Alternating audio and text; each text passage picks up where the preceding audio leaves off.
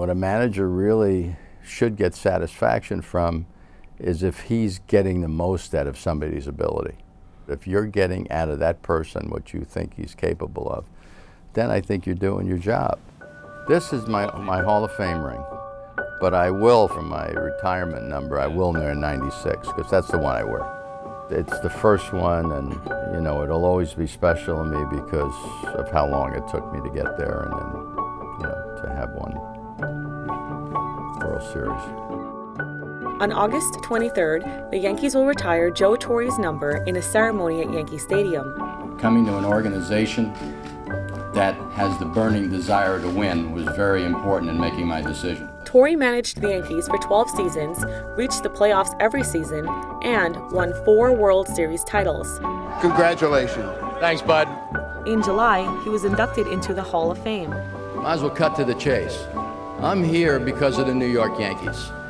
Times reporter Tyler Kepner recently spoke with Torre about his success with the Yankees and the elements of successful managing. How did you know that you were a good manager?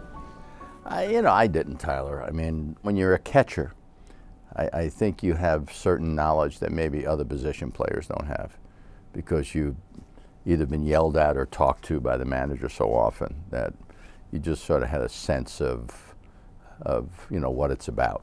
So I think when I was with the Cardinals, I felt that was going to be something I hope I'd get an opportunity to try.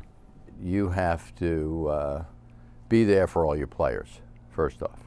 Strategy is one part of it.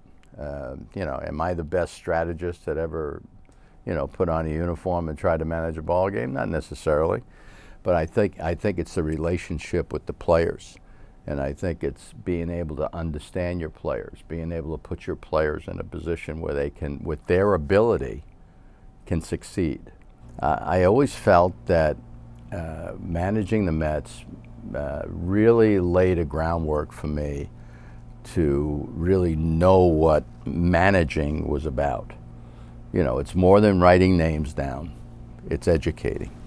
Mets manager Joe Torre and his coaching staff fired on this, the final day of the regular baseball season. And then, you know, all of a sudden I get fired after 3 years, and I'm broadcasting for 6 years. But you learn, when you broadcast for 6 years, you're watching other managers manage.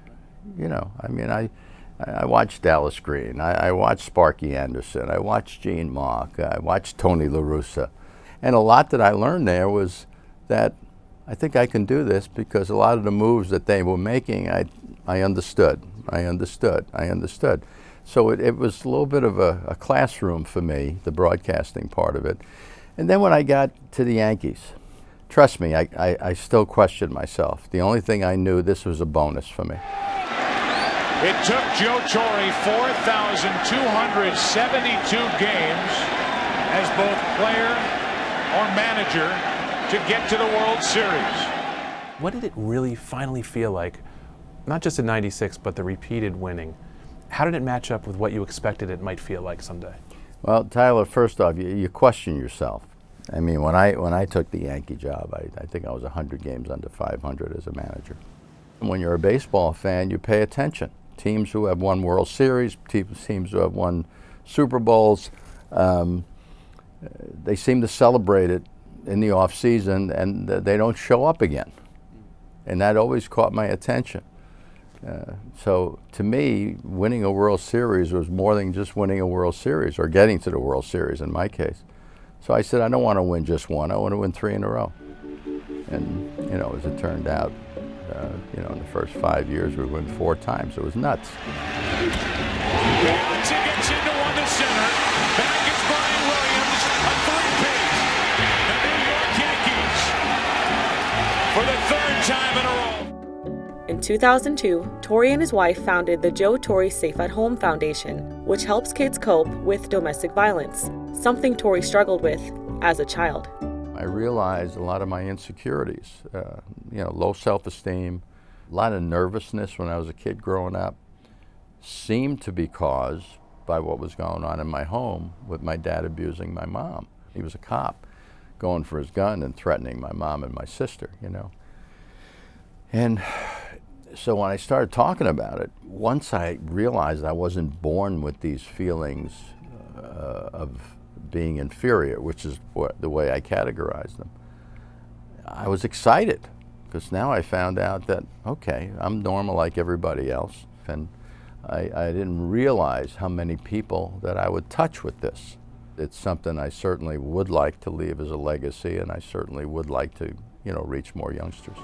This game is a gift, and I am humbled, very humbled, to accept its greatest honor. Thank you very much.